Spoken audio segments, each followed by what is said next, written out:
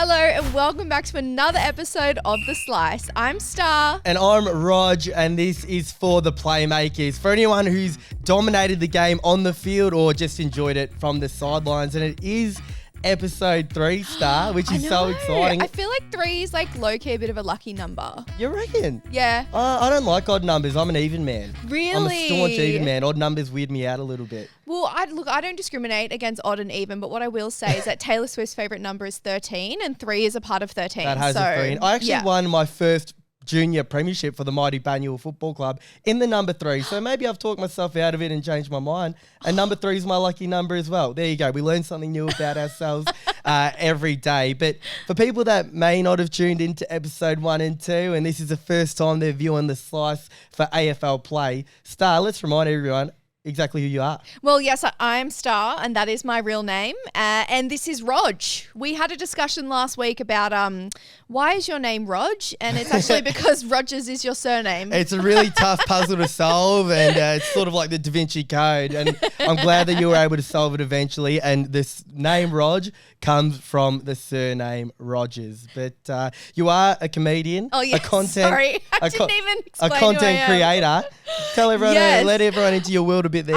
Yes, I am a comedy content creator. You've probably seen some of my silly little videos here, there, and everywhere. I do a lot of content about Aussie nostalgia. Just make videos on those little moments that we're talking about with our friends every day. Exactly right. When you posted the picture of us doing this show on my Instagram, my sister, who is not a big consumer of content, replied and went, "Oh, is that the woman who does the emo content?" And I'm like, I don't know, but it probably right. Probably is. Yes, you are right. I did meet up with a friend in the middle of the city dressed in my very 2007 emo outfit, and we filmed a video in the wild. So it was really fun. I'm really glad to know people are recognizing me for that. Exactly right. I never went through an emo phase, but maybe it's still to come. Maybe I've got that to look forward to. But the phase that I'm in right now, and by right now I mean for the past 25 years of my life, is footy nuffy phase. I'm a footy nuffy, born and bred, and that's me. I wish I had more to really delve into, you know, like I host pub trivia a couple times a week, but my whole life is footy. I live for it. My first ever job at as a little 15-year-old was retail at the AFL store. I didn't know that. Yeah, absolutely. That is so cute. And I didn't even apply anywhere else. I'm just applying here, and I'm banking that I'm going to get this job. That's a bit of a full circle moment. You're here doing a podcast with the AFLPLAY. Yeah, and I was sort of hoping that the full circle moment would be me running around the MCG in front of 100,000 people in the last Saturday in September. But this is pretty cool as well. But it is The Slice. And we kick things off with our little 6-pointer and our 1-pointer. Do you remember what a 6-pointer and a 1-pointer is? Yes, I must say. So, Rog, you are a bit of a footy nuffy, but I'm a footy nuffy in training. I feel like I'm really stepping into my sporting era. Just from being around you, I'm just kind of absorbing that nuffy energy. Which we love. You're on your L plates of your footy nuffies. Oh my gosh, yes. In case you're new here, a little thing we like to do in The Slice every week is called a 6 points, 1 point. Your 6 points are essentially the best thing that's happened to you this week. It's the a goal. highlight. Yeah, that's it. And then your 1 point is your low light. You're behind, right? Yeah. And I'll kick things off this week, please. Starr. So on Thursday, Starr, I get home from work and I have about 40 minutes until I need to get in my car and go to trivia. So I put my laptop on charge in my room, and I live with Checkies and Stray, the Marmalade boys. Chalky milk. Chalky milk. They love their chalky milk, as we all do. And I go to jump in the shower to get ready, and I'm only in there for about 5-10 minutes. I go back to my room, and lo and behold, my laptop is gone that I just put on charge. I put my clothes on, ready to pack my bag to go for trivia. My laptop is missing. Wait, is this your 6 pointer? Your 6 points or your 1 point? This is my 1 point. Okay. And I'm there thinking, Checkers, Stray, if one of you pinched my laptop, they're like, we have no idea what you're talking about, mate. They were both just in their room.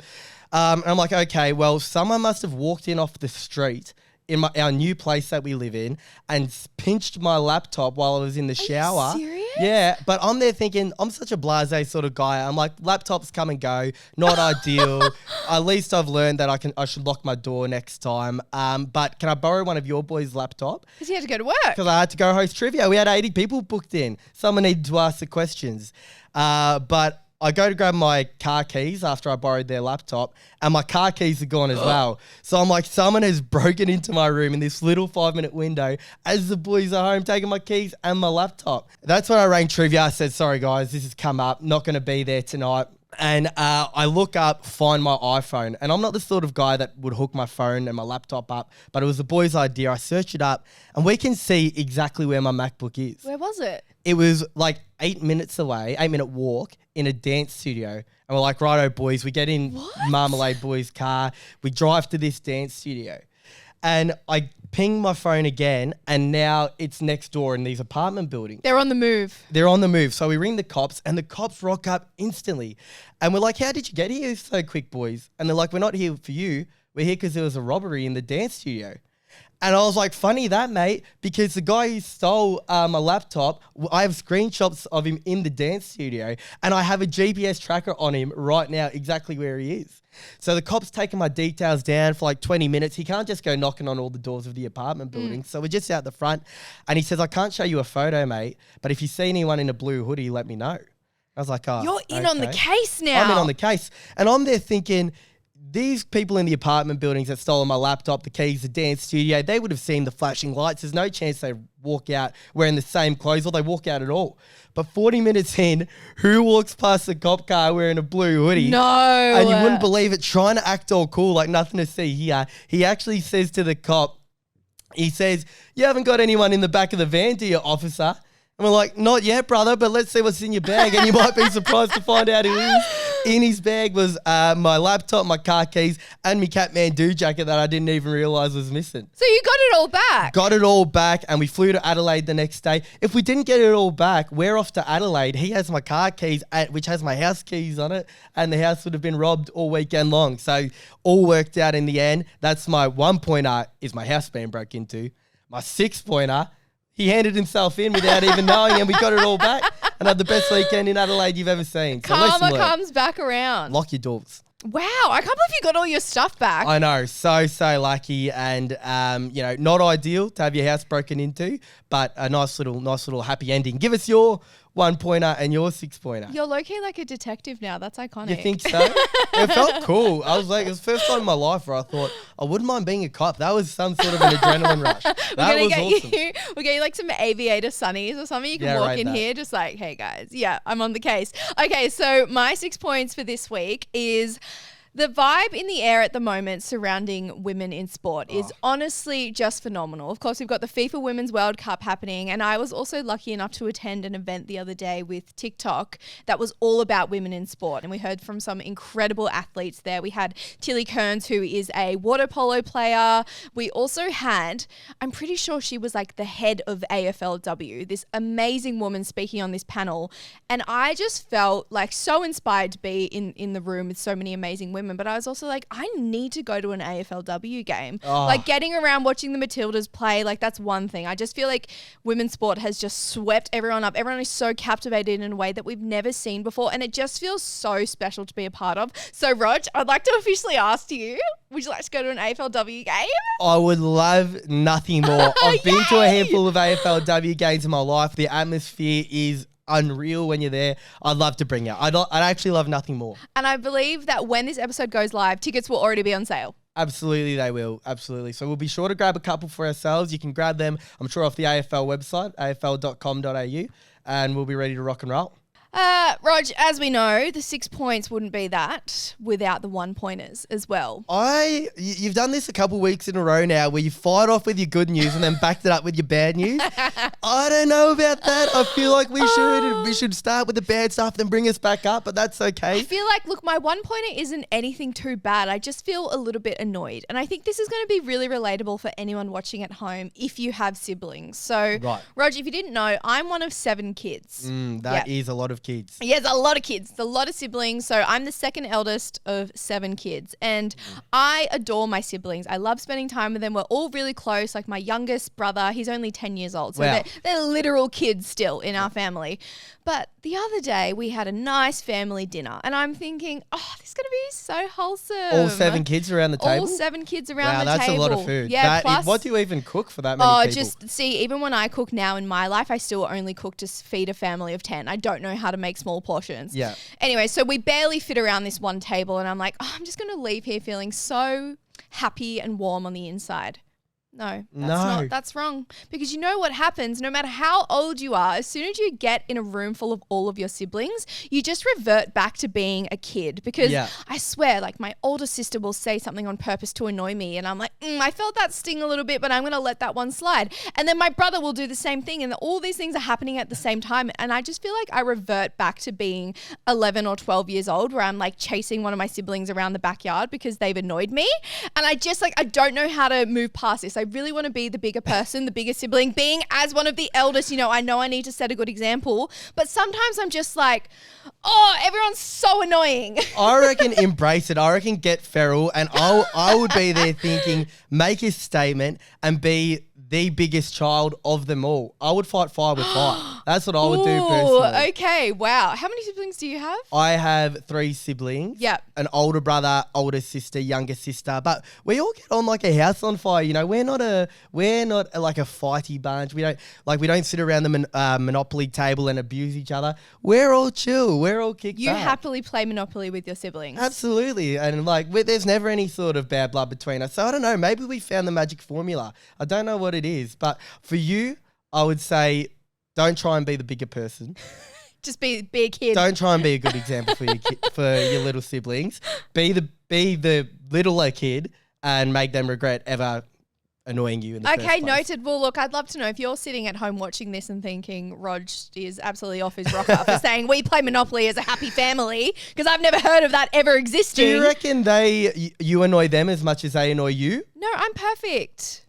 Well, I reckon you annoy them first and then they return serve with the annoyance back. It wouldn't surprise me if that was the case. I'm sure everyone is sitting there just looking around going, oh, every single person in this room is really annoying except for me. But yeah, like I said, I'm perfect and I never do anything wrong. So anyways, that's the end of my story. Starr, you are new to the great game of Australian rules football. Yes. And correct me if I'm wrong, but I don't think you really passionately support any code of football, do you?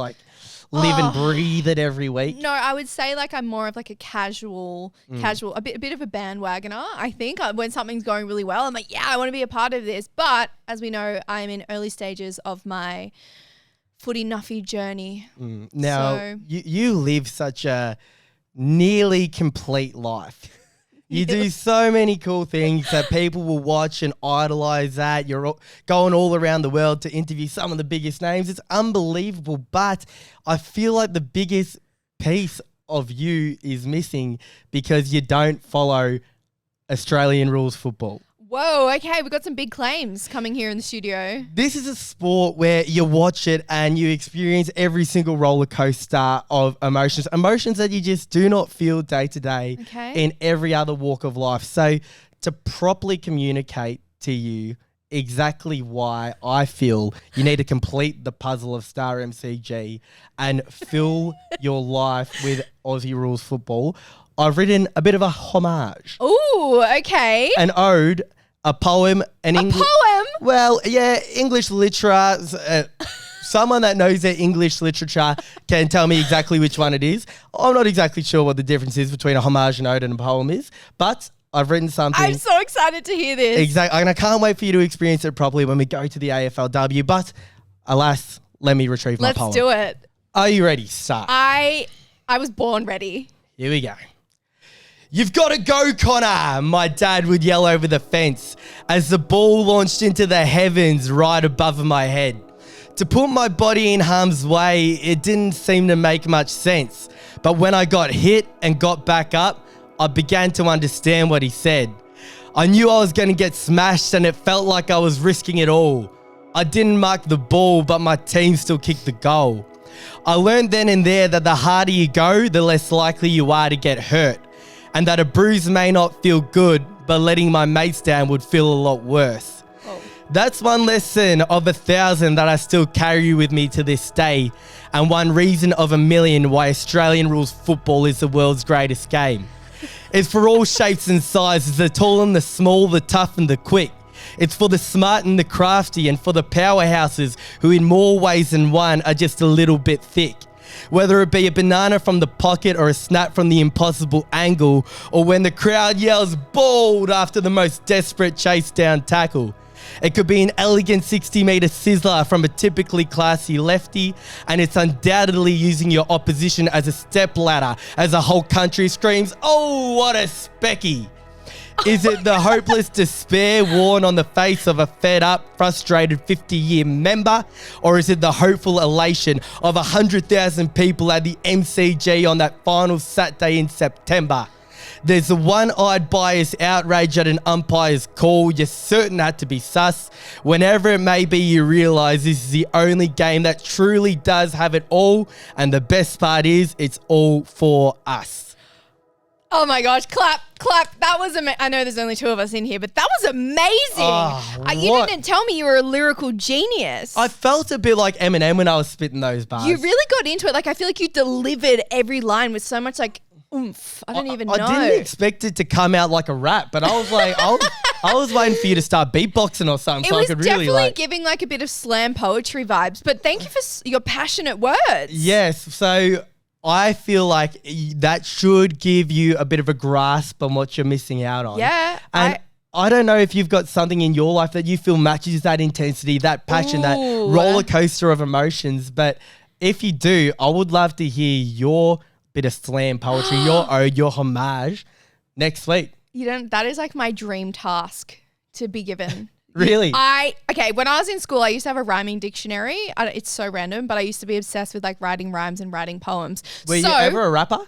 I mean, not professionally, but never say never, Rog. Yep. So I reckon that next week I'm going to prepare a little something for you. Can't wait. Delivery I think will be different because we're all unique and individual. We are. However, I'm going to raise you. I'm going to raise you one. So Can't wait to this hear space. it. I'm excited because if there is a puzzle piece of my life that I'm missing out on that is equal to what you're missing out on with footy, I can't wait to hear all about it. We're just going to be like complete humans at the end of this. Can't wait. Rog, I just realised the other week we were literally talking about an AFL musical, and I feel like what you've just written could be the foundation for an AFL musical. Well, I'm the only Filipino on the planet that can't sing karaoke, so I think I might struggle in the musical, but if it's not a musical and it's a slam poetry then I think I should be the leading star. I feel like even when you're delivering how you're speaking now, you're still very much in like that slam poetry kind of vibe. Yeah, I'm the only Filipino in the world that can't sing karaoke. Like, whoa. Get me in. Let's do it. We'll get it on Broadway. I've never like done a musical, but I have done a bit of stand-up comedy here and there, and I feel like it'd give off similar vibes of slam poetry. I feel like we should go to a slam poetry joint, if they even exist. I can't say I've ever heard of one. But one time you and I should go do some slam poetry. Oh my goodness, that would, yes, immediately, yes, put me down. I'm so keen. All right, we'll go. So, Rog, we're in a bit of an era of setting each other little tasks and challenges. And as we all know, in case you missed it, last week I had a go at commentating a VFL game, which was hilarious. My commentating debut. You're still the only person I've ever witnessed commentate the umpires, like the length of stride or how the umpire was running. Like, there's a whole game of football happening there, and you're there going, and the guy in yellow is running. The guy in yellow is running backwards.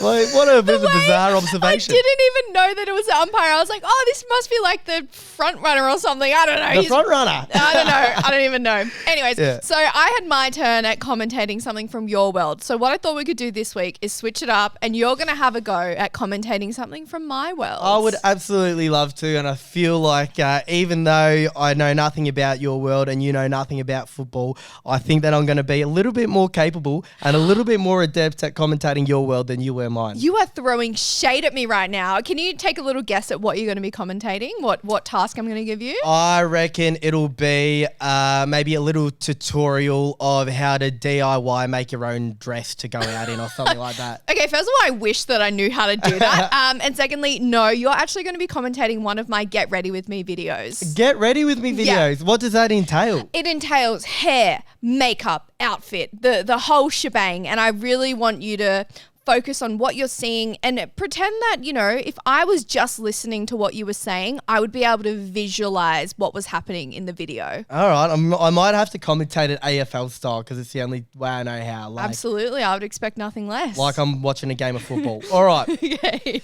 Okay. Here we go. Make sure it's from the start, yeah? Yeah. So this is a Get Ready With Me tutorial by Starr MCG. 48.1 thousand views. Here we go. Starr is applying whipped cream to her hair, and now she's got some pink cylinders in her hair. Looks like something you'd build like a metro tunnel with. Her hair's all curled around. She's wearing a robe, sort of a bit. Oh, and now she's in a glistening sort of dress. Looks like something straight from the 70s. She's dancing. She's doing a little turnaround, and now we're back to the start with the whipped cream in the hair. Wow. Why are you putting whipped cream in the hair? It's not whipped cream. It's actually hair volume mousse. It makes your hair big and bouncy. Right. But I can see where you were going with that, with the whipped cream. I was shocked. I thought it was like a bit of a Gordon Ramsay crossover makeup tutorial. And let's talk about the pink cylinders in my hair. Do you know what they are? Yeah, of course. They're like, you know, the back roller for your back. So when you're a bit sore, you roll your back out. It's like when your hair's feeling a bit sore, you put them on the pink roller and it really stretches them out. Yes, they were hair rollers to create more volume. And I feel like you missed a key part of when we were going into the makeup section though. Like what happened there? You kind of, you know, dropped the ball a little bit. Well, I think I was too busy. I was consumed by the pink cylinders, and then I was focused on your robe, which is a very nice robe. Oh, right. So you're applying blush. I think, a bit of eyeshadow around the eyes, sort of, and it's really bringing out your features. Like your cheeks are just popping due to the application of the blush. Did that sound about right? That was amazing. I'm so proud of you. That was amazing. Thank you so much.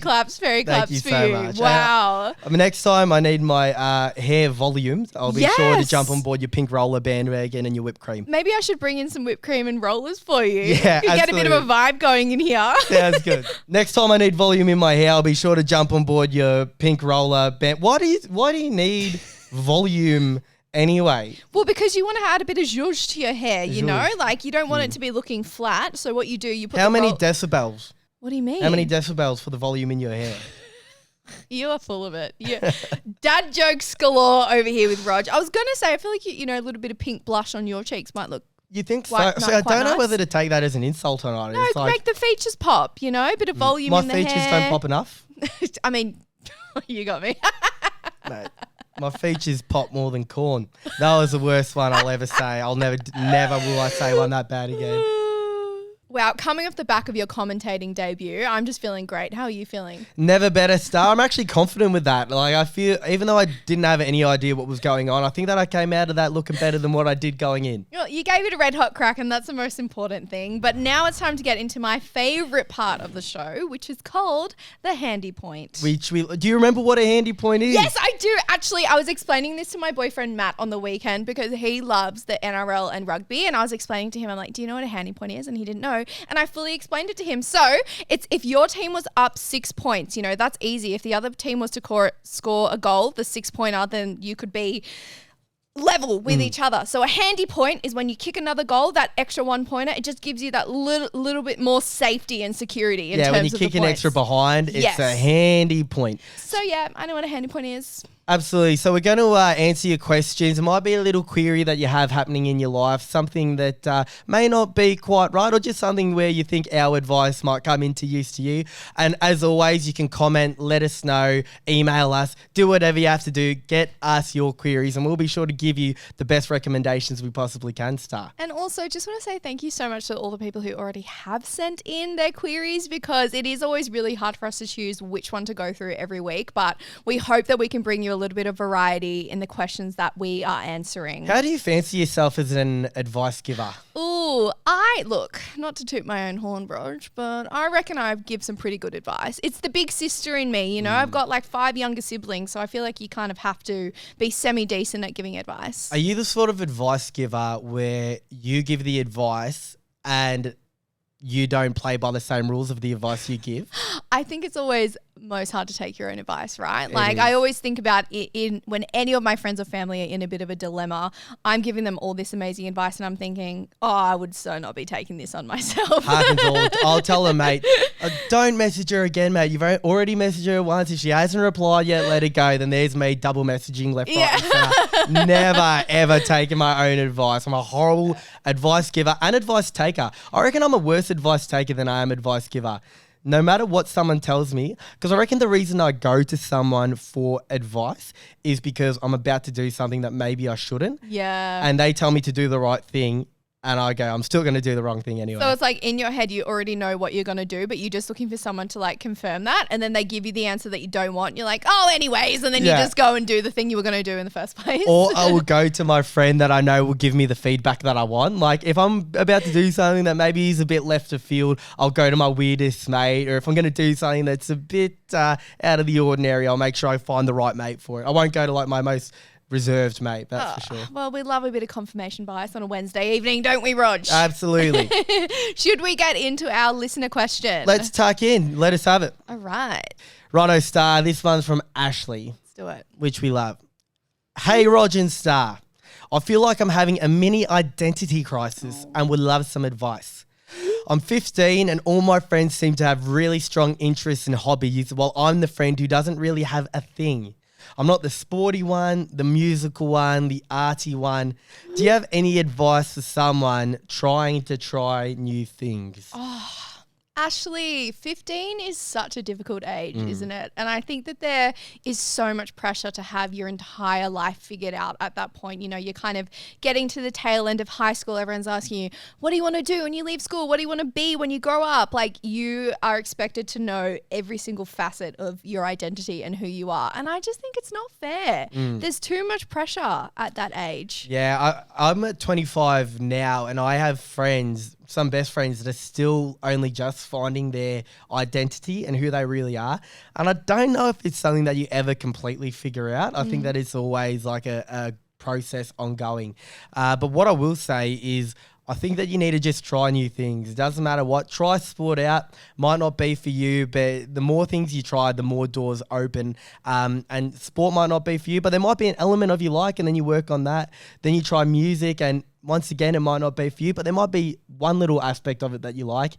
And eventually, the more you try, the more you figure things out, and the closer you are to figuring out exactly who you are. Yeah, that's it. And I think it's really hard to not fall victim to the comparison trap, especially when you're that age as well. You know, you're looking at all of the things that your friends are doing. And we spoke about this a little bit last week as well. But it is so important to kind of create your own path, no matter what your friends are into, no matter what they're doing. Like Rog said, you might not like, you know, AFL or netball as a sport, but there might be one little thing that you find within that you're like, hey, this actually makes me really happy. And also, I'm still trying to figure it out for myself. Like, identity isn't something that stays the same throughout your entire life. You go through different eras, through different phases. And, you know, what I loved when I was 15 might be completely different now. But for sure, there are some certain things like at the core of who I am as a human being that have stuck with me throughout that whole time. But you're not expected to know all of that stuff about yourself now. And you don't know until you try. And don't be afraid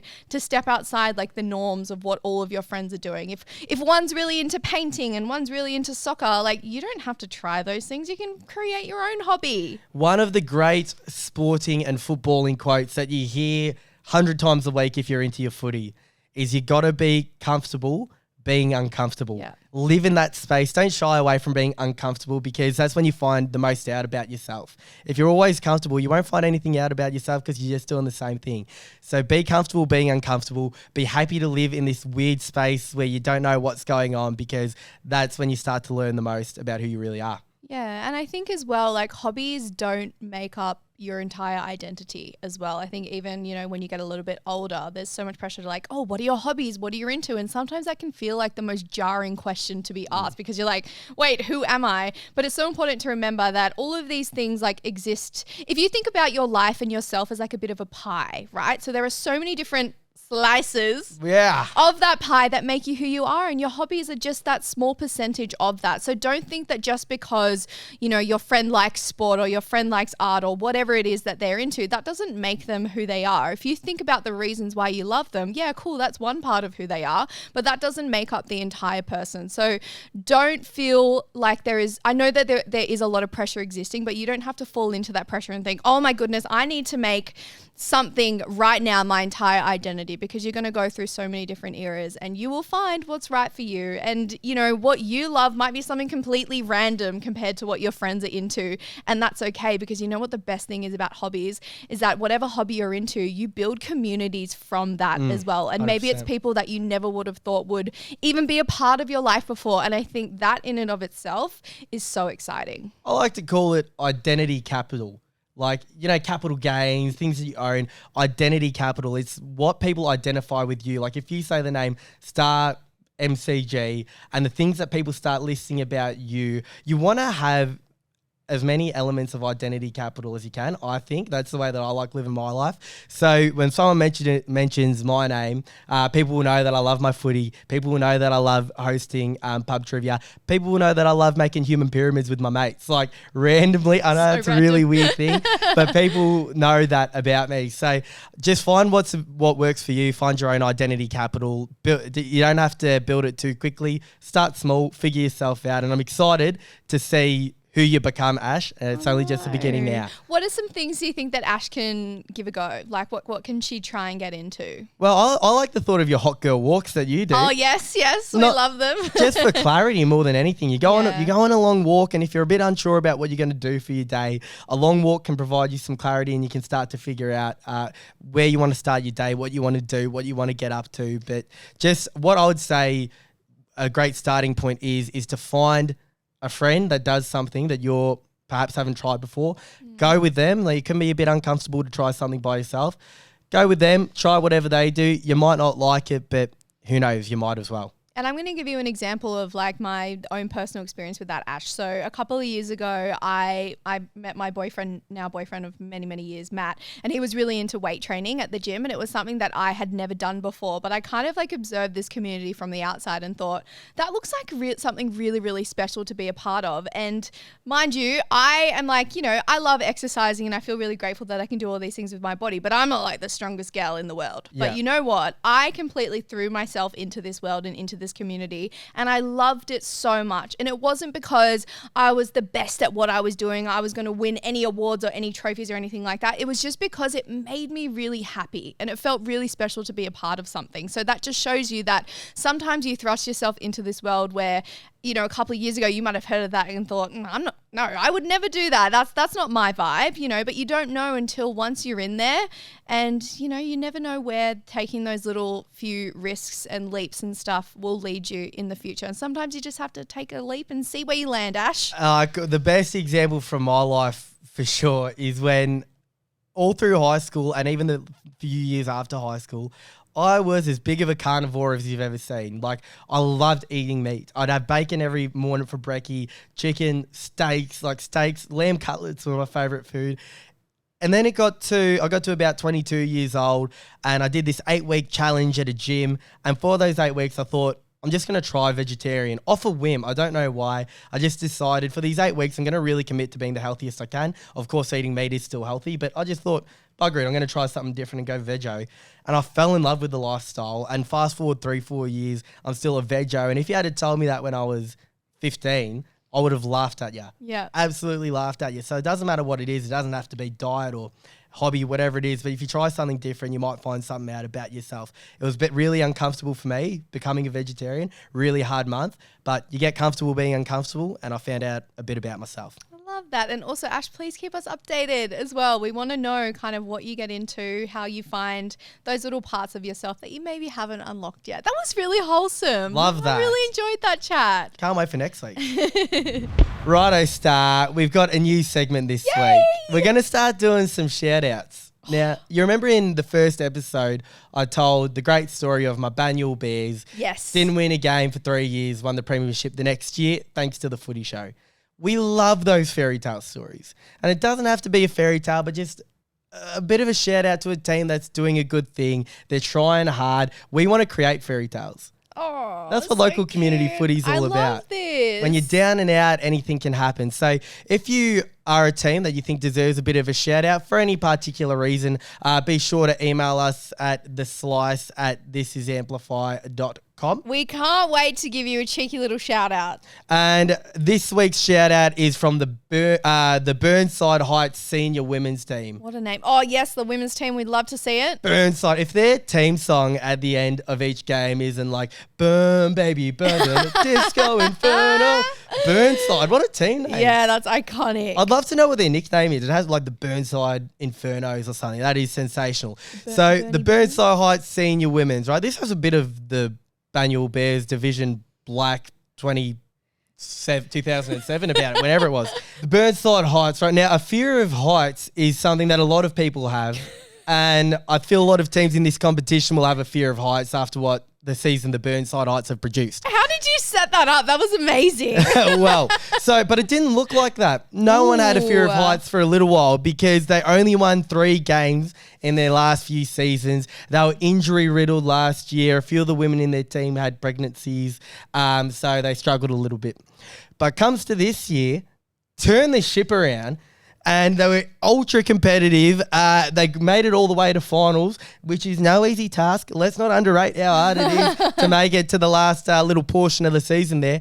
Unfortunately, they've been knocked out in the semis, but to turn the ship around the way they did, it just shows that you never say never. Keep your plays together, stick together, and anything can happen. And this is a trajectory that we're on. Yeah, that is epic though. It is epic to make the semi-final, and this is only the start. This isn't the end of the story. It's not the full stop. We are building, but they need your help as well. If you are in and around the Burnside sort of area, they're looking for a few more players to add. And they're actually in need of a new coach. Where is Burnside? I might myself head on down and. I thought you would know. Is it in Victoria? I might try and coach myself and so teach them how a Division 2 reserves footballer bench rotation really gets to work. But get down to Burnside Heights, have a training session with them if you're in the area. If you're a coach looking to find a new team to take to Premiership glory, I feel the mighty Burnside Heights Infernos. Don't think that's actually their name, but I think that that's the club for you. Up the Burnside Heights. Up the Burnies. We love it. Rog, I can't believe we've gotten to the end of the episode and we haven't even spoken about our hype playlist. Oh. We've been G'ing this up every week so much. So if you didn't know, we've got a hype playlist on Spotify and we've got the link to that in the description. But this is a collaborative effort, so we need to know, what are your hype songs? I don't know about you, but it's been getting me so G'd for my hot girl walks in the morning. Have you been getting around the WWE songs I've put in? The Shawn Michaels, I'm just a sexy boy. Sexy boy. You've been getting around it? Yeah, look, I've been getting around it. However, there are a few songs in there that have come from you and I'm like, I don't know how we got that one over the line. I feel like it's more of a listener problem than it is a song problem. I think you need to change your attitude towards a song more than the songs that need changing. Okay, noted. But guys, please let us know in the comments below, what are your hype songs? Because we want to add them to the playlist. The only issue is, and it's the one small issue with the playlist, is local councils everywhere has been getting on to us because they're sick of all the holes in the brick walls. They've been needing to get bricklayers in to patch them up because everyone all over the country is running straight through them after listening to this playlist. So sorry to all the councils out there, but keep adding your songs so we can put as many brick wall holes in the country as we possibly can. But no, that was such a fun episode. And guys, we wouldn't be here without you. So please send us your queries or any dilemmas or dramas that you're having in your life. You can email us at theslice@thisisamplify.com because we're here to help you. Absolutely. This has been The Slice for AFLPLAY. I'm Starr. And I'm Rog. Signing off. The Slice, presented by AFLPLAY, is hosted by Starr MCG and Connor Rogers. The Slice is recorded and produced at Amplify Studios, situated on Gadigal land. We pay our respects to the traditional owners of the land and waters in which we record on.